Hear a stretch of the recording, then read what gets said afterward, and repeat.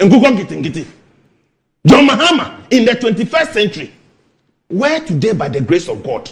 we've increased enrollment in second cycle institutions from 600,000 to over 1.2 million. We are talking of technology, advancement. You are talking of Nkukong Kitingiti. That is what we should vote for you. I think so NDC bar. You may be in Juman kitten. My person branch executive now do Jim. I was about everyday TV, so at the same time, top lights production. Say, and that kind of media, me pachona. Oboni de mo, I was subscribing my channel. No, I feel we are all drink about our comment section. But me sure I drink channel. I am managing attempt today because I drink channel any attempt today. So Bekaya, America create me. I think say last year more and former president of the Republic of Ghana, John Mahama, Ekoka say oba support and go for omonye and kokoni ne manager ekoko bon kitinkiti and okofa say be bring back Ghana say and ne running mates a friend Jane Naana opoku ajiman abekirikire mu ho hia say aban enso ebe support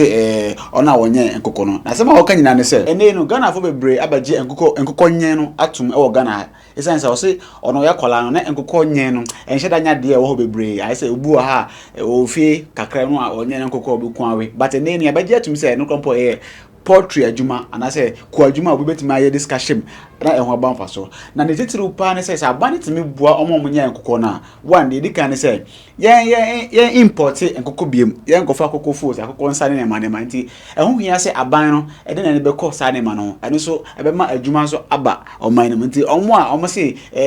John Mahama say enkoko nketenkete no omo nya ntiase ene no ode nkyeremu aba ye enko tie Jane Naana opoku ajiman to dey say ya baba atum enka no no memi susa na akokọ no eni ho pizza afiafe no ne ade na ntisa na akwai dada enam ntisa nso na samanfo etu omhu se wo so adwuma wo mbeye no a ene na chesa asade no ya ba asade tesa ono so hwe na nka se no ma no ko yie sa no a chesa nkokọ no yen wo ha yan so kra yentimi a export mpo na nka ye sha se hwe se anya shekura Ghana de o import enkoko a anka no kura na anka eboa na eboa ye economy no na eboa ye seed no na eboa noma ebebre bibia noma ketewa bi na obaka se Ghana wodua enye yi anya shekura ye dua na ye didie ye dua wo ha eyi saa na krobia nso be ko nanimu a ohwe de ono abetimi aye ansa na wakohwe de ohia no ntimi nye na wakoto ne baby enti sieti kromu ha na ye bekre bru akokọ ba na oba no ne dro obe fa ne ka no ho ne duane a obedi ka no ho wo wi akokọ no beton ne sen ene na yesidi no asam da ne so na amane ne ye de tu yesika no so na ye economy ne ye kire no kwan a ense enti no esese ye ya dwense anya hwe kra ye duane ye nama horo ne ade ya ye benye wo ha kamiji di said baby ebeboa enu echi na otitreni edema Ghana National Association of Poultry Farmers owura Victor Opon Ejeyi eso ne YouTube nsem twerefo atwetwe nkomo edu afia ye beto aba no say any political parties ni hia na ye hwede obi a wo ma poultry no ntia twensa frɛ NDC fo botai nyina ne so ye bedwene poultry ho poultry aye adwuma bi a esupa ba se ya me no ka say ewa hwehihia mu nti na ye pese ehu se nyame ye o madum nom tibi ba ban mu a ede no mo wo ma poultry no de hye ban eno mo wodi mai na ye wa kunya se be sa ne other parties ahia because ye nim de o ba ban mu nti ye no mu nyina be hia nti de obeka bia no ne a so ye de ato ho se wo ba ban mu a na ye de adi wachi se na one ye kae nti hwe na ye hu adwuma mai ewo masamba ko kan mede na ye Thomas ni se o se oman bia betu mpon a aya na ejina se omo behu enema o mankasa timi ye na omo hyemokina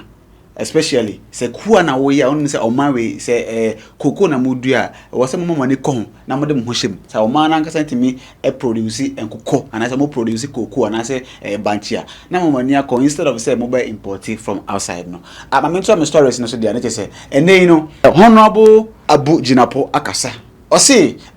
Savannah region dia ye can impunto pa ye impunto dia. There is no government and I said there is no abaya about Ghana higher. Obetim den ho compare NPP ye can impunto pa or Savannah region ye ka akwan ye ka even say or say ye ka apomodin aso ye like health ye can ensure light or say media obetim gina ho aka say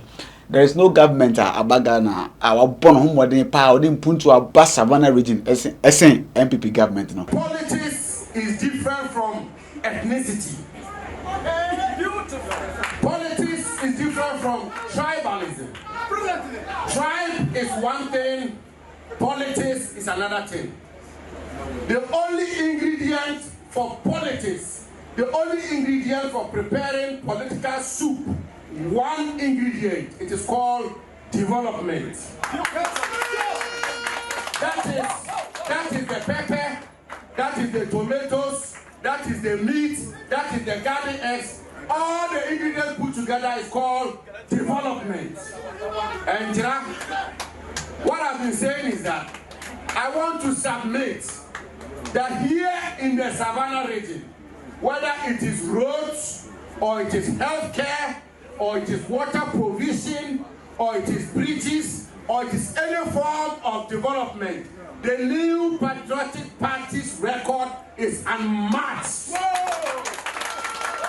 And anybody can come for us to debate it. Whether it's the brand new bridge we are building in Yape, or the one we are building in Bupe, or the one we are building in Daboya, or it's the road we are building from Fufuso Bunjai, or the roads we are building here in Daboya, the water will take you to Bendi, water to Yape, first asphalt road in Gonjalan and Savannah in Damango, water provision in Damango, the hospital in Bupe. Every facet of development, MPP is far ahead.